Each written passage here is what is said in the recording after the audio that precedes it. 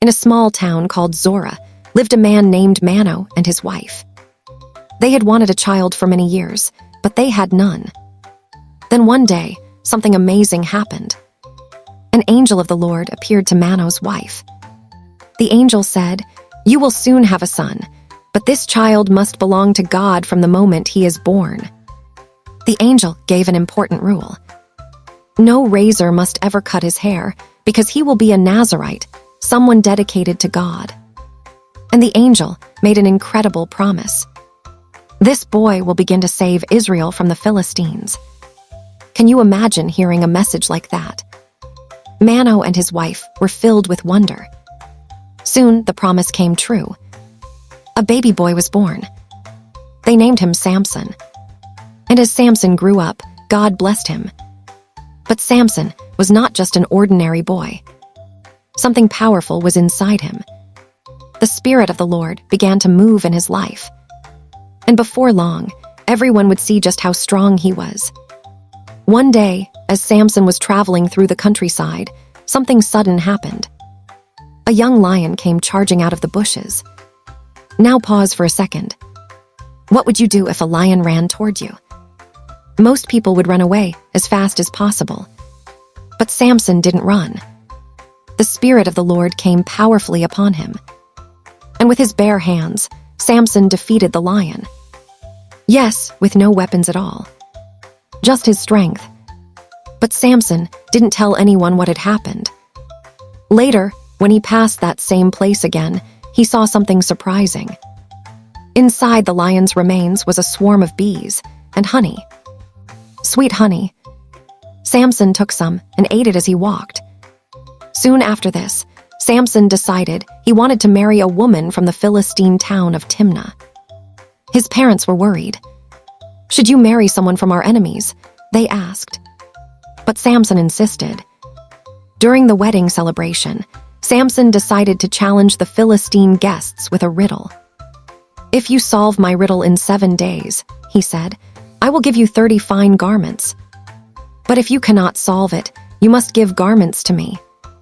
The riddle was this. Out of the eater came something to eat. Out of the strong came something sweet. The guests were confused. For days they tried to figure it out, but they couldn't. Finally, they pressured Samson's wife to discover the answer. She begged Samson again and again until he finally told her. And she told the others. When the answer was revealed, Samson realized he had been tricked. He became very angry. And from that moment, the conflict between Samson and the Philistines grew bigger. But Samson's strength was unlike anything anyone had ever seen. One time, when Philistine soldiers surrounded him, Samson picked up the jawbone of a donkey from the ground. It wasn't even a real weapon. Yet with it, Samson defeated 1,000 soldiers. 1,000. Can you imagine how surprised the soldiers must have been? But Samson's story wasn't just about strength. It was also about choices. Later in life, Samson fell in love with a woman named Delilah. The rulers of the Philistines secretly visited Delilah. They offered her a large amount of silver if she could discover the secret of Samson's strength. So Delilah asked Samson again and again, "What makes you so strong?"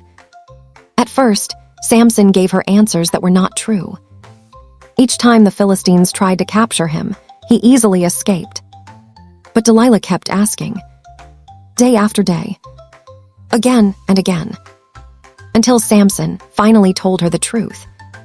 "My strength comes from my dedication to God," he said. "My hair has never been cut.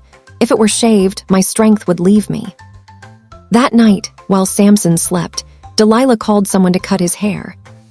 When Samson woke up, something was different.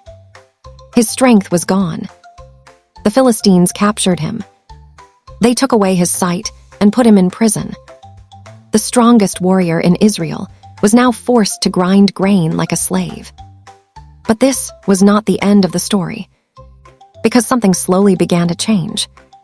Samson's hair began to grow again.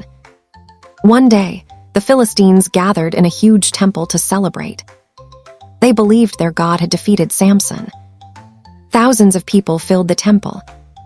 They brought Samson out to entertain the crowd. Blind and weak, Samson was led by a young servant boy. Quietly, Samson asked the boy to place his hands on the pillars that held up the temple.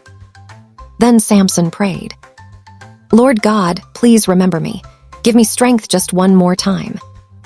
Slowly, Samson pushed against the pillars. The building began to shake. The pillars cracked. And suddenly, the entire temple collapsed. In that final moment, Samson defeated more enemies than he had during his entire life. Later, Samson's family came and buried him in his homeland. Samson had led Israel for 20 years. His life teaches us something very important. God can give people great gifts and strength, but we must also make wise choices. And even when people fail, God can still use them to do amazing things.